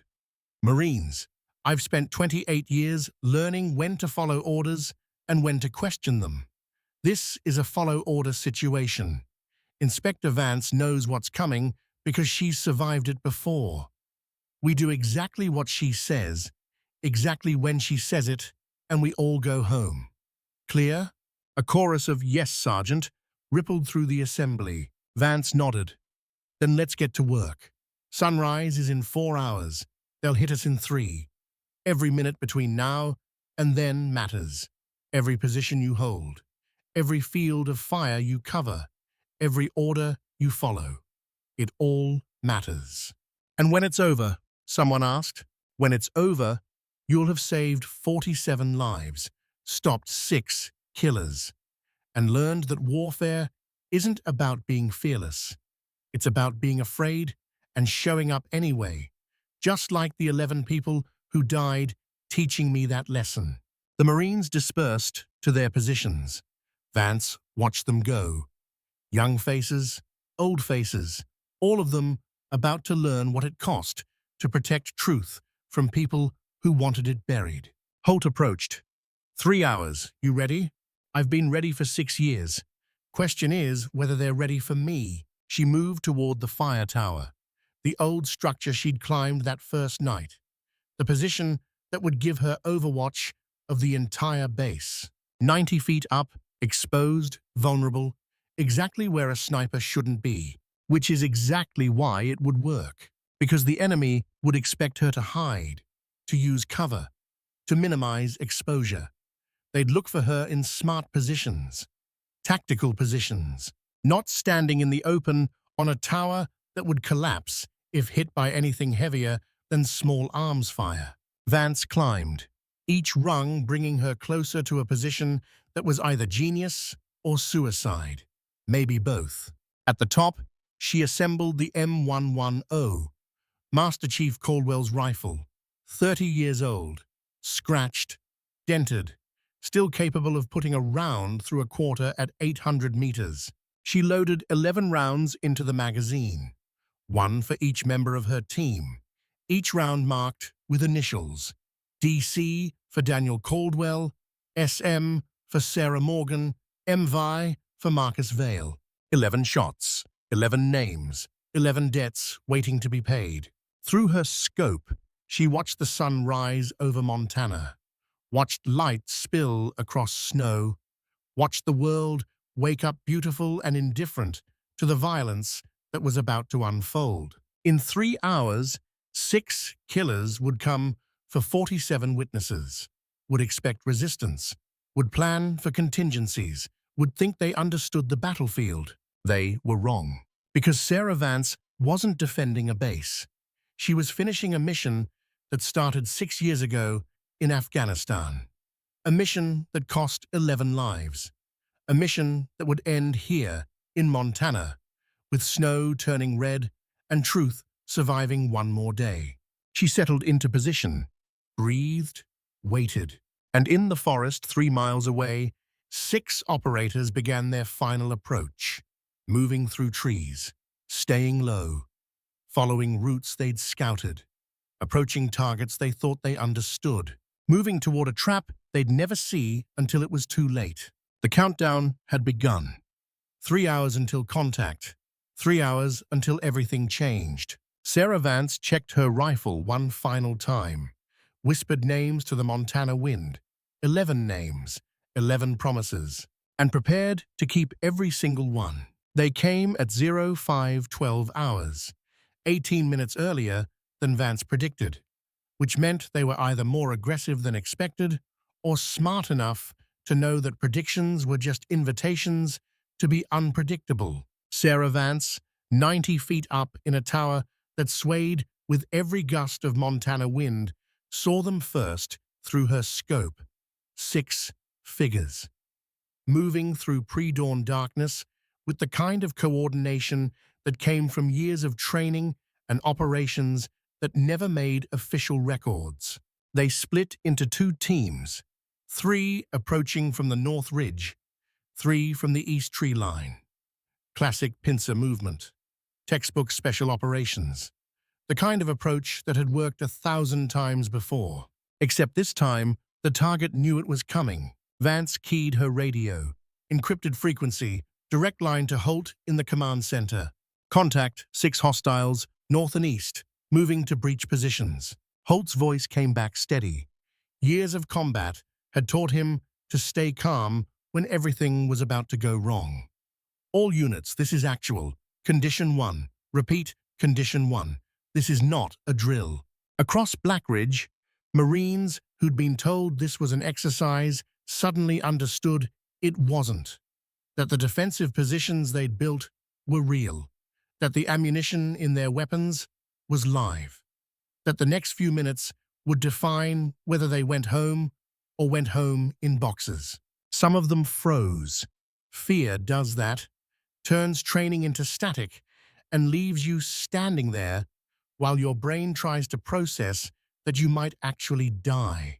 But most of them moved, muscle memory taking over, training becoming instinct, taking positions, checking fields of fire, breathing the way instructors had taught them. In through the nose, out through the mouth, stay calm, stay ready. Private Tyler Brennan was one of the ones who moved. His position was on the west wall, The wall, Vance had said, would be attacked last. The wall that seemed safest, which meant it was probably the most dangerous, because nothing about this felt safe. He checked his rifle. M4 carbine, standard issue, 30 rounds in the magazine, 2 more magazines on his vest, 90 rounds total between him and whatever was coming. Next to him, Corporal Martinez, 22 years old, and 2 deployments into a career that had already seen too much, spoke quietly. "First time, Brennan?" "Yes, Corporal." "You scared?" "Terrified." "Good. Fear keeps you sharp. It's when you stop being scared that you get stupid." Martinez checked his own weapon. "Just remember your training. Breathe. Aim. Fire. Don't think about anything except the next target, the next breath, the next second. What if I freeze? Then I shoot for both of us until you unfreeze. That's how it works. We cover each other. Nobody fights alone." The first explosion came from the north wall, breaching charge, loud enough to wake the dead, bright enough to turn night into day for 3 seconds. Vance tracked it through her scope, saw the north wall section blow inward, saw smoke and debris, saw 3 figures moving through the gap, exactly as she'd predicted. She didn't fire. Not yet. Let them commit. Let them think the breach was working. Her radio crackled. Grant's voice. "North wall is compromised. Request permission to reinforce." "Negative," Vance said calmly. "Pull back from north wall. Repeat, abandon north wall positions." A pause. Then Grant, trusting orders he didn't understand, "Copy. North wall teams, fall back to secondary positions." The enemy team pushing through the north wall breach paused, confused. They'd expected resistance, expected Marines to pour fire into the gap, to fight for every inch. Instead, the wall was empty, abandoned. The team leader, the one who'd spent 20 years learning to read battlefields, felt something wrong. His instincts, honed by survival, screamed trap. But his orders were clear: push through, eliminate targets, complete the mission. He signaled his team forward. They moved through the breach, into the compound, weapons up, scanning for threats. Found none. Behind them, the East team hit their breach point. Another explosion, another gap in Blackridge's defenses. They pushed through, expecting the same resistance that never came. 6 operators. Inside the wire, moving toward the bunker where 47 witnesses waited in concrete shelters designed to survive bombardment. Vance watched them converge, saw them moving into the kill zone she'd spent 3 days preparing. The open ground between the north wall and the bunker. The space that looked like a direct route, but was actually a funnel. She keyed the radio. 1 word. Now. Marines who'd abandoned the north wall appeared on rooftops, in windows, behind barriers that hadn't been there a minute ago because they'd been camouflaged with tarps and snow. The bunker Torres had built backwards, with firing ports facing inward toward the base instead of outward. Suddenly, those backwards ports made sense, because they weren't defending against attacks from outside. They were covering the space inside, the kill zone where enemies who breached the walls would find themselves surrounded. The 6 operators realized their mistake in the same instant. They'd been channeled, herded, led into a trap that used their own training against them. They'd expected conventional defense, got unconventional warfare. Gunfire erupted. Not wild spray, controlled bursts. Marines firing from positions of cover while operators stood exposed in open ground. The enemy team leader screamed orders. "Fall back, it's a trap. Fall back to breach points." But falling back meant running through the same kill zone they'd just entered. And Vance had planned for that, too. From her tower, she took her first shot. Not at a person. At the breaching charge one of the operators carried on his vest. The backup charge meant for creating exit routes. 847 meters. Wind pushing 3 miles per hour from the east. temperature dropping, air density changing. She adjusted, breathed, fired. The round hit the breaching charge dead center. It exploded. Not enough to kill the operator wearing it. Enough to throw him 10 feet and take him out of the fight. Shot 1. For Master Chief Daniel Caldwell, who died at 847 meters trying to cover an evacuation. The enemy scattered, professional training taking over. They found cover, returned fire, started coordinating suppressive fire to create windows for movement. Vance tracked the team leader, saw him directing his team with hand signals, saw him pulling a radio to call for extraction or backup or whatever contingency plan they'd prepared. She fired. 623 meters, hit the radio on his shoulder, destroyed it without touching flesh, left him alive but isolated. Shot 2 for Captain Sarah Morgan, who died at 623 meters calling for air support that never came. The battle became chaos. Marines firing from cover, operators returning fire and trying to reach breach points that were now covered by overlapping fields of fire.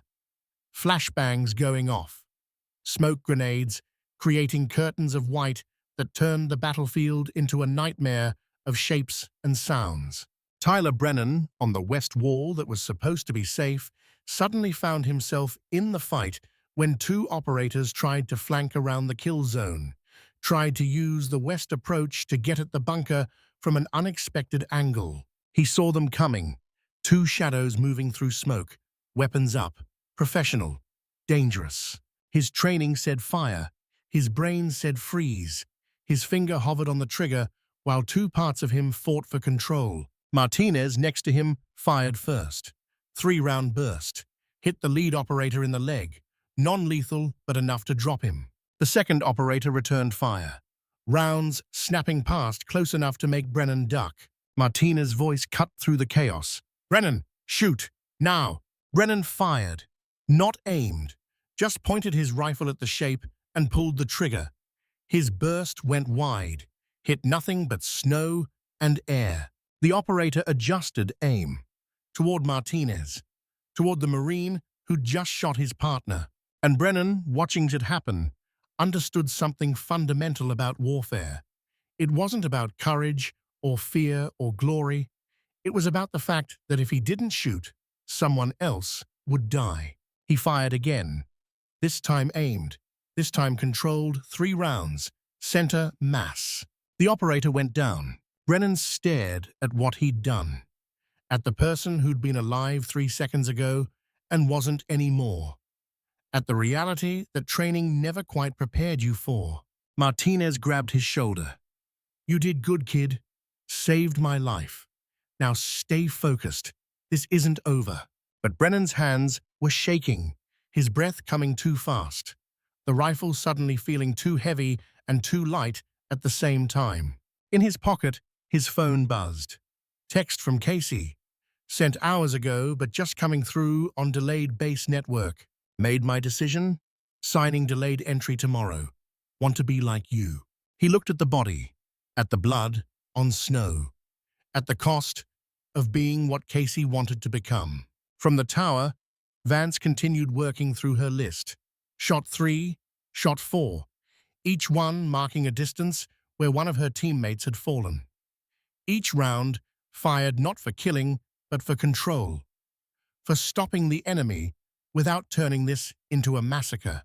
She hit weapons, equipment, cover positions, everything except center mass, because her mission wasn't to kill 6 operators, it was to stop them, to protect 47 witnesses, to prove that you could win without becoming the monster you were fighting. The enemy team leader, trapped in the kill zone with his radio destroyed and half his team wounded, made a decision, pulled a secondary communication device, satellite phone, called the one person who could authorize what came next. 50 miles away, in a secure location that officially didn't exist, General Robert Caldwell received the call. "Sir, we're pinned down. Target has superior tactical position. Request permission to call airstrike on our position. Caldwell's voice was cold. You're asking me to authorize an airstrike on a U.S. military base? It's the only way to eliminate the witnesses and Raven 7. We set it up to look like the attackers called it in. Terrorist strike. Everyone dies. Mission complete. A long pause. Then, denied. You're on your own. Complete the mission with assets on hand or withdraw. Sir, we can't withdraw. They've got us boxed in.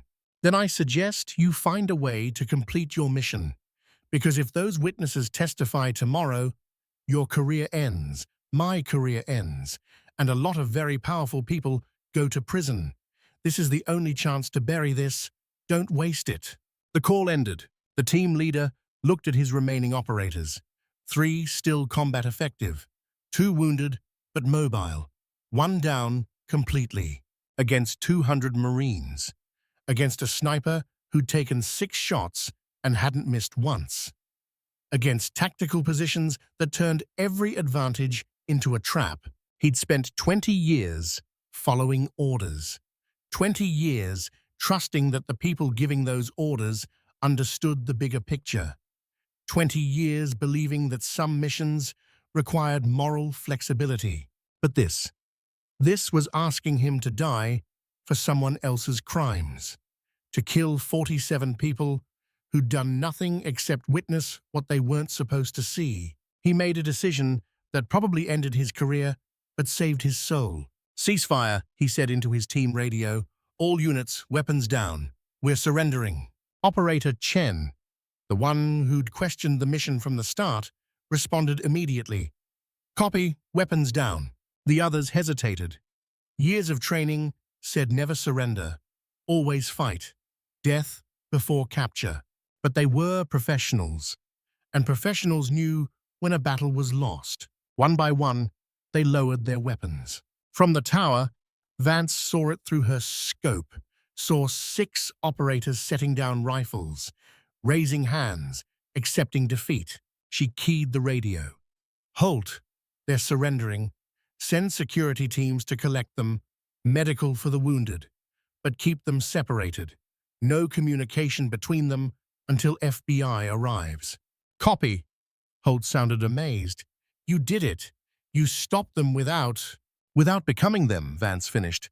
That was always the point. She looked at the M110, at the rounds still in the magazine. She'd fired 6 shots, had 5 remaining. 5 names on rounds that didn't get used. But the mission was complete. The witnesses were safe. The operators were captured. The truth would survive another day. Vance started to climb down from the tower. Felt relief wash over her. Felt the tension of 6 years begin to release. Then the tower moved, shifted, metal groaning. She looked down. Saw structural damage she hadn't noticed during the fight. One of the operators had hit the tower base with rifle fire. Not deliberately.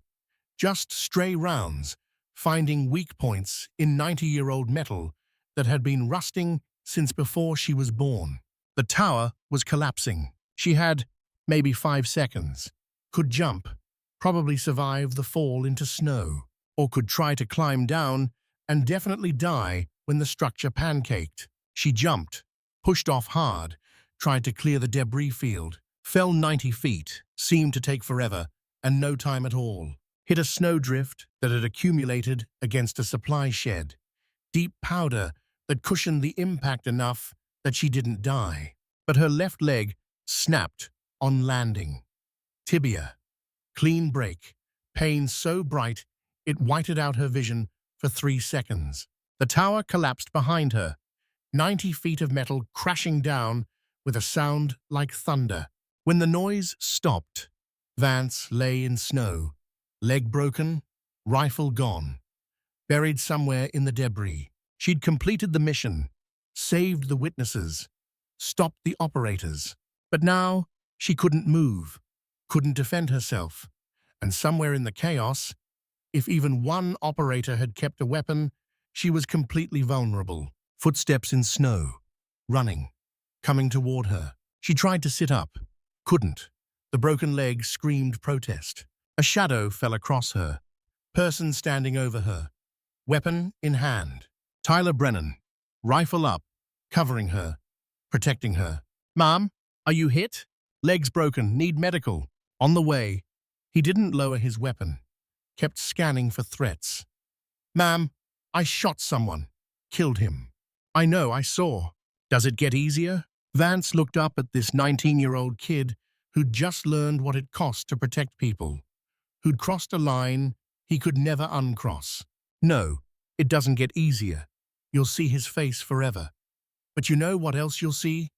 Martinez, still breathing because you acted. That's what you hold on to. Not that you killed, that you saved.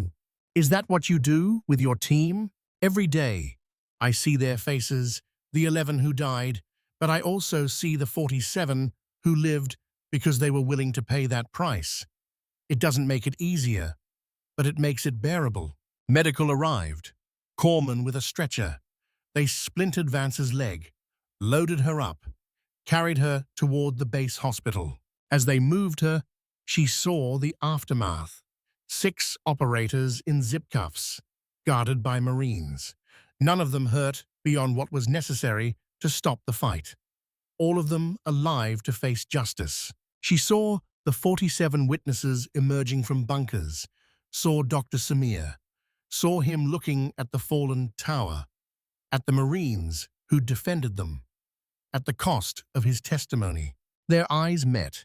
He nodded, a gesture of respect, of understanding, of shared knowledge that freedom wasn't free and truth came at a price. People like Vance paid so people like him could speak. The next 72 hours blurred together. FBI arriving, investigators, debriefs, reports. The 6 operators were taken into federal custody, charged with attempted murder, conspiracy, a dozen other counts that would put them away for decades. They talked, not immediately, but eventually. Professional soldiers knew when to cut deals. They gave up names, operational details, the whole network that had run Operation Clean Sweep.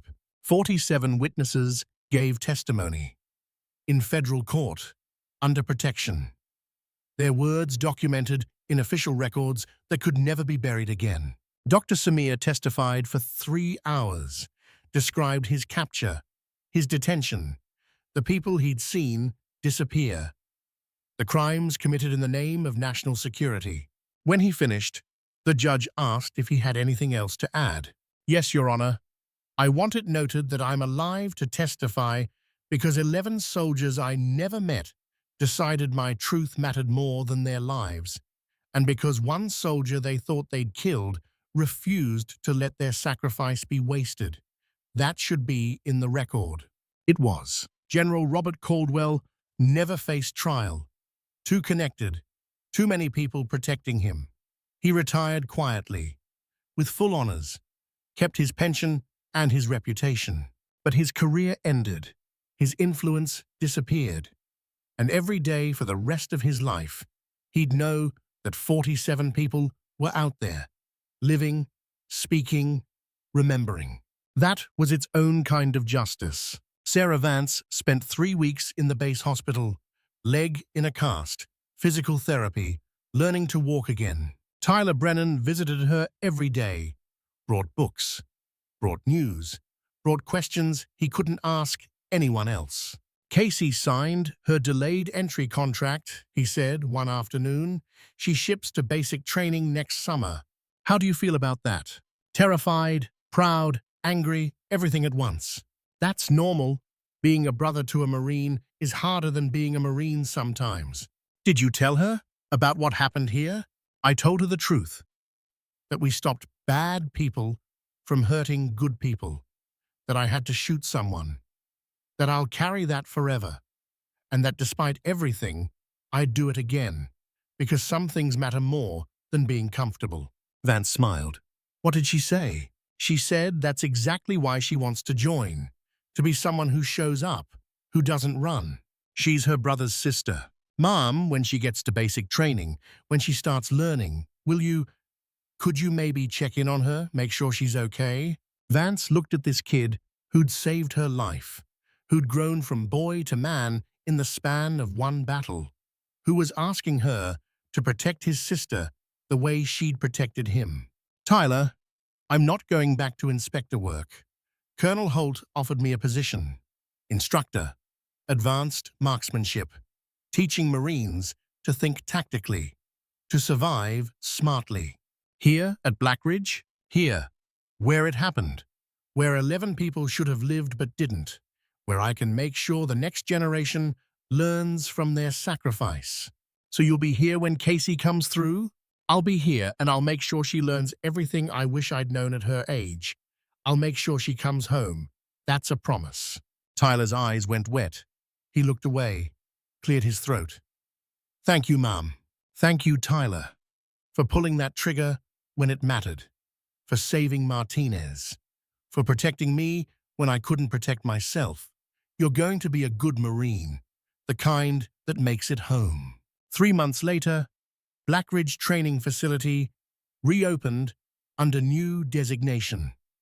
Advanced Tactical Training Center. Specialized programs in marksmanship, counterinsurgency, and asymmetric warfare. Sarah Vance was chief instructor, civilian contractor, highest paid teacher on base, worth every penny. Her first class was 15 Marines, young, eager, thinking warfare was about being tough. She stood in front of them, legs still limping slightly, cane she'd use for another month. My name is Sarah Vance. I'm not going to tell you war stories. I'm not going to make you think this is glorious. What I'm going to do is teach you to survive, to think, to understand that the fight you win is always better than the fight you dominate. She pulled out the old M110, Master Chief Caldwell's rifle, the one recovered from the tower debris, scratched worse now, but still functional. This rifle has been in 3 wars, saved countless lives, taken some too. It's older than most of you, and it still works, because someone took care of it, respected it, understood that a tool is only as good as the person using it. She set it on the table. By the end of this course, you'll know how to shoot, how to move, how to think 3 steps ahead of your enemy, but more importantly, you'll understand why you shoot, why you fight, why some missions matter more than your survival. A hand went up. Young corporal, couldn't be more than 20. Mom, is it true you fought 6 operators alone? No, I fought them with 200 Marines, with a colonel who trusted me, with sergeants who followed orders they didn't understand, with a private who saved my life when I couldn't save myself. Nobody fights alone. That's lesson 1. Write it down. They wrote. She walked to the window, looked out at the range, at the mountains, at the sky that had watched her fall and survive. Lesson 2. The shot you don't take is sometimes the shot that saves the most lives. I had 11 rounds loaded, fired 6, kept 5 in reserve, because I knew that if I killed when I could have stopped, I'd become what I was fighting against. And that's a line you never cross. Not for orders, not for mission, not for anything. Another hand. What if the enemy won't stop unless you kill them? Then you kill them. But you make damn sure you've exhausted every other option first. Because the easy thing is pulling a trigger. The hard thing is living with yourself after. The class went quiet. These kids who joined thinking they'd be heroes, suddenly understanding it was more complicated than that. Vance pulled up a presentation. 11 faces, 11 names. These people died 6 years ago, protecting 47 witnesses. They were better than me, more experienced, better trained.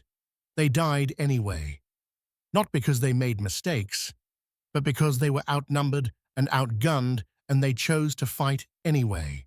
She clicked to the next slide, showed the memorial wall being built outside, 11 names carved in granite.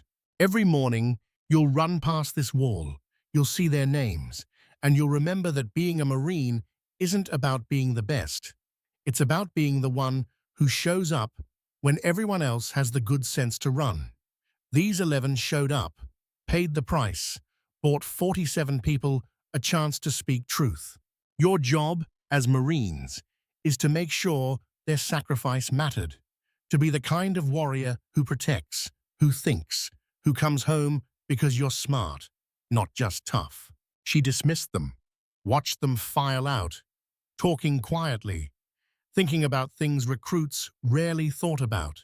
Tyler Brennan waited until they'd all left. He wasn't in the class, was assigned to different training, but he'd asked permission to observe. "You're good at this," he said. "Teaching. It's what Master Chief Caldwell did for me, taught me to survive, to think. Seemed wrong not to pass it on. Casey ships to basic in 2 weeks. I know. I'll keep an eye on her. Make sure she ends up here for advanced training. Make sure she learns the lessons that keep people alive." Tyler nodded, started to leave, stopped. "Ma'am, the operator I killed. They told me his name, Marcus Webb, 34 years old, married, 2 kids. Vance felt her chest tighten. "They told you that?" "I requested it. Needed to know. Needed him to be real, not just a target." "That's good. Means you haven't lost your humanity. Means you understand the cost. Does it ever stop hurting?" "No. But the hurt reminds you why you only pull that trigger when there's no other choice. The day it stops hurting is the day you've become something you shouldn't be." Tyler left. Vance stood alone in the empty classroom, looking at the memorial wall through the window. 11 names, 11 debts paid. Her phone rang. Unknown number. She answered carefully. "Inspector Vance." The voice was familiar. "General Robert Caldwell. Or should I say, Instructor Vance now?" "General, this is an unexpected call. I wanted you to know I'm retiring, effective immediately. No trial, no charges, but my career is over. You made sure of that. I made sure the truth survived. What happened to your career was your choice." A long pause. "My brother, Daniel. He would have been proud of you, proud that someone finished what he started. Your brother was the best man I ever knew. He died protecting people who couldn't protect themselves. You ordered his death. Those aren't the same thing." "I know," Caldwell's voice cracked. "I've known for 6 years. I wake up every day knowing I killed my own brother for a career that's now over anyway. That's its own kind of hell. Good. You should live with that. The 47 witnesses live with their scars. The families of my 11 teammates live with their losses. You get to live with knowing you chose wrong. Is there any redemption for someone like me?" Vance thought about it. "I don't know, General. That's between you and whatever God you pray to. But I'll tell you this.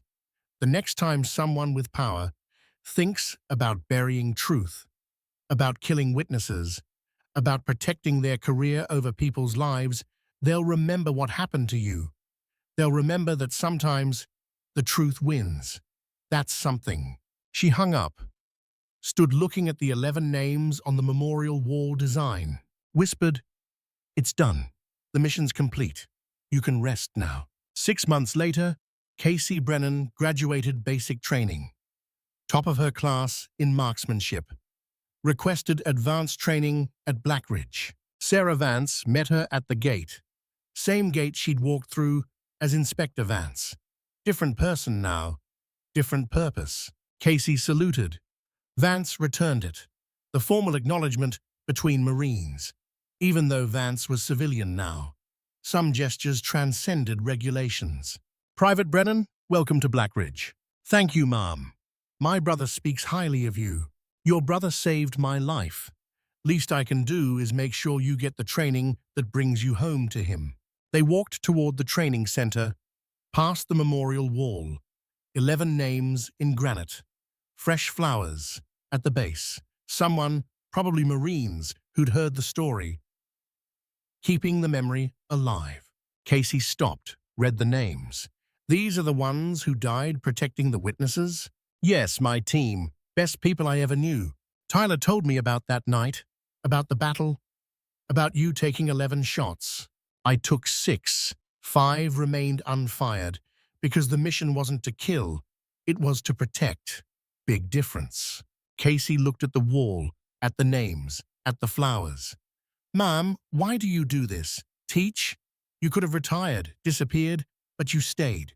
Vance looked at this 17-year-old girl who reminded her of herself at that age, eager, determined, not yet understanding what she was signing up for. Because someone has to teach the next generation to be better than we were. Someone has to make sure the mistakes we made don't get repeated. And because 11 people died trusting that their sacrifice would matter. Teaching you, making sure you survive. That makes it matter. I'll make you proud, ma'am. Don't make me proud. Make yourself survive. Come home to your brother. That's all I ask. Training began the next day. 15 new students, Casey among them, learning to shoot, to move, to think. Vance taught them the way Master Chief Caldwell had taught her, with patience, with truth, with the understanding that being a Marine meant more than following orders. It meant understanding why the orders mattered. One afternoon, after a particularly grueling day on the range, Casey approached Vance's office. Ma'am, can I ask you something personal? You can ask. Can't promise I'll answer. The people you saved, the 47 witnesses. Do you ever talk to them? See them? Dr. Samir writes once a month. Tells me about his grandchildren, about his clinic, about the good he's doing because he's alive to do it. A few others stay in touch. Most just live their lives, which is exactly what they should do. And the operators you stopped? The ones who tried to kill them? In prison, where they belong, taking responsibility for following orders they should have questioned. Casey sat down, looked troubled. Ma'am, how do you know when to follow orders and when to question them? Vance smiled. That's the question, isn't it? The one that defines whether you're a soldier or a weapon. She pulled out the old M110, set it on the desk between them. This rifle will do whatever I tell it. Point it at a target, pull the trigger, it fires. No questions, no conscience. That's what a weapon does. But a soldier, a Marine, you have to think, have to ask yourself if the order makes sense, if it protects the innocent or punishes them, if it serves something bigger than the person giving the order. And if you think the order is wrong, then you better be damn sure before you disobey. Because sometimes orders seem wrong and are actually right, and sometimes they seem right and are actually wrong. The only way to know is to understand what you're fighting for, who you're protecting, what matters more than your career or your life. Casey absorbed that. My brother says you taught him that some things matter more than being comfortable. Your brother learned that the hard way, by having to shoot someone to save someone else. I'm trying to teach you the easier way, by making you think before you ever have to make that choice. 6 months passed. A year. Casey graduated advanced training, top of her class, requested assignment to a unit deploying overseas. Vance wrote her a recommendation that guaranteed she'd get it. The night before Casey shipped out, Tyler came to Blackridge. Brother and sister. One dinner before deployment. They invited Vance. She tried to decline. This was family time, but they insisted. Over dinner at the base mess hall, they talked. About training, about missions, about the future. Casey asked the question that had been hanging unspoken. Ma'am, what do I do if I'm over there and things go wrong? If I'm in a situation like you were? Outnumbered, outgunned, knowing I might not make it back. Vance looked at this girl who was almost a woman, who was about to learn what it cost to serve. You remember your training, you protect your team, you think 3 steps ahead, and you understand that surviving isn't about being the toughest. It's about being smart enough to recognize when someone with more scars is trying to teach you something. And if I can't survive, if the situation is impossible, then you make sure your sacrifice means something. Make sure someone gets home Because you didn't. Make sure the mission matters more than you do. Vance paused. But that's Plan Z. Plans A through Y are all about being smart enough that you never get to Z. Tyler spoke up. She'll be okay. She's got the best teacher. She's got good instincts. The teaching just refined them. Vance raised her glass. Water. She didn't drink any more. Too many memories associated with trying to forget. To Casey Brennan, Marine, marksman, sister, may you come home with nothing but stories. They drank. They talked late into the night. And when it was time to leave, Casey hugged Vance.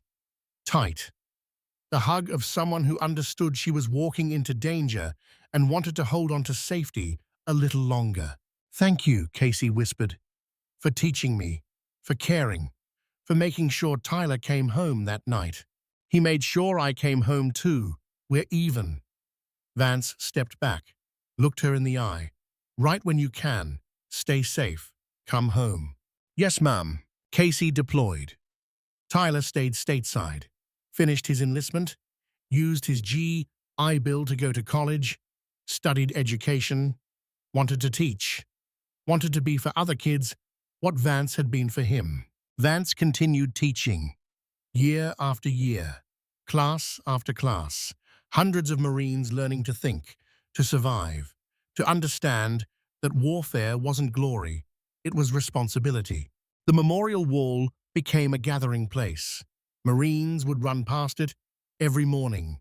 Some would stop, read the names, leave flowers, leave notes.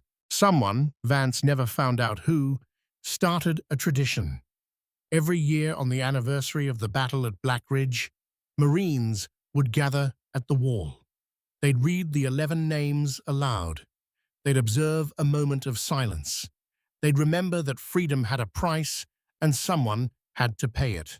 Vance attended, every year, stood in the back, listened to names that haunted her dreams and defined her purpose. Master Chief Daniel Caldwell, Captain Sarah Morgan, Lieutenant Marcus Vale. The list continued. 11 names, 11 lives, 11 reasons she woke up every morning and taught Marines to be better than their enemies. On the 6th anniversary, Dr. Samir came, flew from his clinic, walked with a cane now, but still sharp, still determined. He found Vance after the ceremony. 6 years, he said. 6 years of testimony, of justice, of truth surviving because of you. Because of 11 people who died so 47 could live. And one person who refused to let their deaths be meaningless. They stood together, looking at the wall, at the legacy carved in stone. The world is better because you didn't give up, Dr. Samir said quietly. Not just for us, for everyone who comes after, who knows that sometimes truth wins. That's a powerful thing. It doesn't always win. No, but it won this time. That matters. He left her with that thought. Vance stood alone at the memorial, traced her fingers over Master Chief Caldwell's name. We did it, she whispered. Finished the mission, saved the witnesses, stopped the bad guys, taught the next generation everything you wanted. The wind through Montana mountains sounded almost like a voice, almost like approval, almost like rest, finally granted. Sarah Vance, former operator, former inspector, current teacher, walked back to her office, past students training on the range, past Marines learning to think and fight and survive. Her phone buzzed. Message from Casey, deployed now to a classified location, doing classified things.